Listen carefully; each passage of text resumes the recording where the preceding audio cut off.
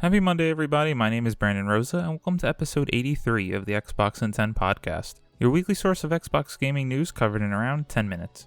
Every Monday, this podcast covers new game releases, the previous week's gaming news, and we all learn an Xbox-related fun fact together. This show is on YouTube and podcast services around the world, so please subscribe on your favorite and leave a review.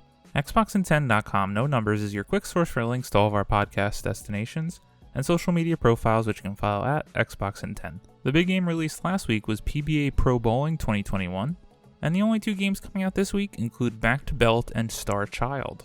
The Xbox games with gold for January were announced, and these games include Little Nightmares, available from January 1st to the 31st on Xbox One, Dead Rising, available from January 16th to February 15th on Xbox One, The King of Fighters 8, available from January 1st to the 15th from Xbox 360, playable on Xbox One, and Breakdown from the original Xbox, available from January 16th to the 31st, playable on Xbox One.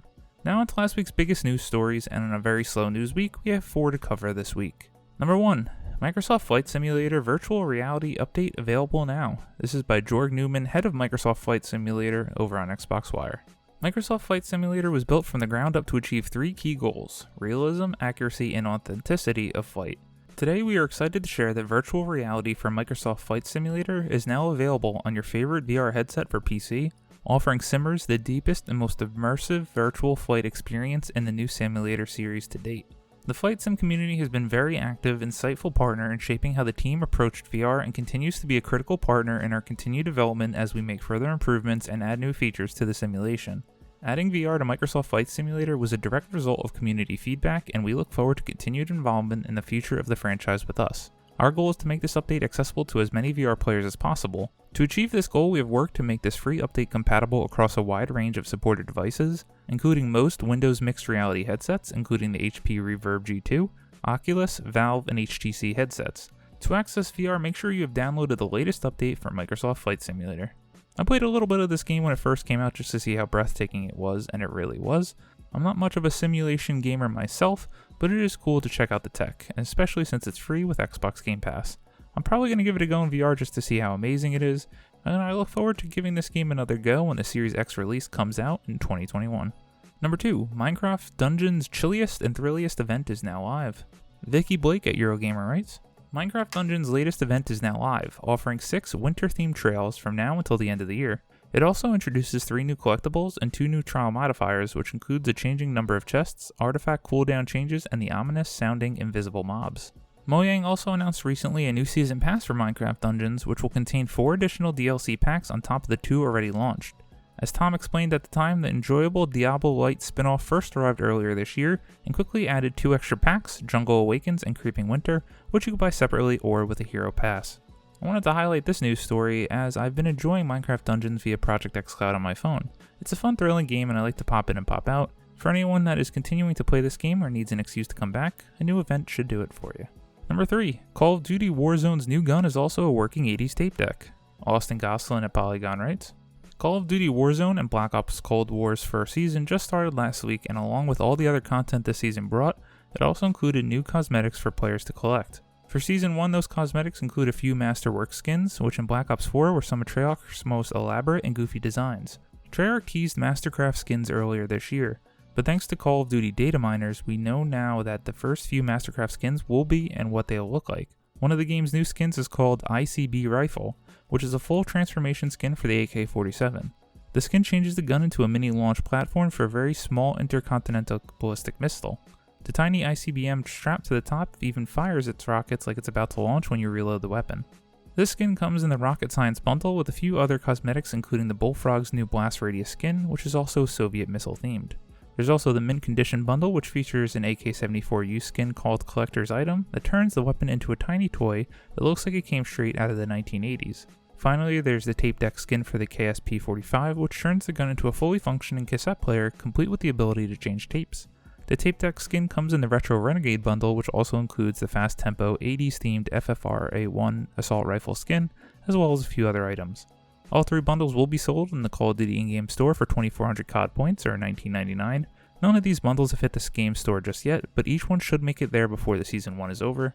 All of the skins in each bundle will be usable in both Call of Duty Warzone and Black Ops Cold War. It's really cool to check out some of the videos that have been posted leaked of these new skins and how they look when operating the weapons. I've been loving my time with Call of Duty Warzone and even grinding out some weapons in the Black Ops Cold War multiplayer. And number 4, Cyberpunk 2077 sold over 13 million copies as of December 20th despite refunds.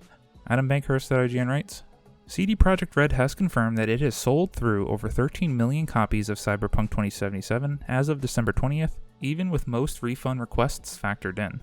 Announced by CD Projekt Red, this number included all retail and digital sales across all hardware platforms and has accounted for all refunds submitted by both brick-and-mortar stores and digital storefronts, except for those submitted directly to CD Projekt Red. Quote, this figure represents the estimated volume of retail sales across all hardware platforms, factoring in returns submitted by retail clients and brick-and-mortar as well as digital storefronts, i.e. the sell-through figure, less all refund requests emailed directly to the company by the publication date of this report, and the framework of the Help Me Refund campaign CD Projekt Red wrote. CD Projekt Red chose to disclose this information in the way due to the potential impact on investment-related decisions. Cyberpunk 2077 launched on December 10th and has already sold 8 million copies and recouped all of its marketing and development costs before it was released. The refunds were in part due to the major performance and technical issues players had with Cyberpunk 2077, especially on the base Xbox One and PS4 units. This led to CD Projekt Red, Sony, and Microsoft all allowing for refunds above and beyond what is normally allowed. Furthermore, Sony removed Cyberpunk 2077 from the PlayStation Store indefinitely. While I know there's a good game in Cyberpunk 2077 somewhere, and especially on PC, the story kinda bums me out because I really just want to play this game in all the glory that they promised. I got my refund and I'm waiting to see what this game turns into after a number of big patches and updates to make this game more stable, and on the promise that they showed in all their marketing over the past few months and years.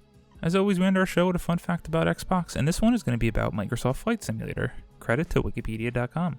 Microsoft Flight Simulator, often abbreviated as MSFS or FS, is a series of amateur flight simulator programs for Microsoft Windows operating systems, and earlier for MS-DOS and classic Mac OS. It's one of the longest running, best known, and most comprehensive home flight simulator programs on the market.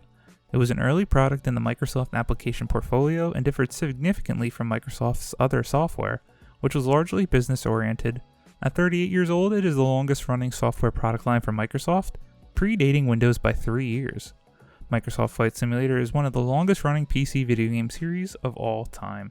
I always knew this was a very long-running series, but I did not know that it actually predates Windows. Pretty cool fun fact if I do say so myself.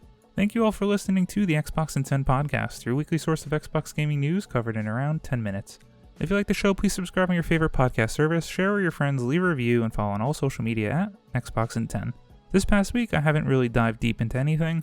I've continued to play Call of Duty Warzone, Call of Duty Black Ops Cold War, and Minecraft Dungeons via Project xCloud, enjoying all three big time. My name is Brandon Rosa. I hope you all had a great holiday. You can follow me on Xbox at Brosa93.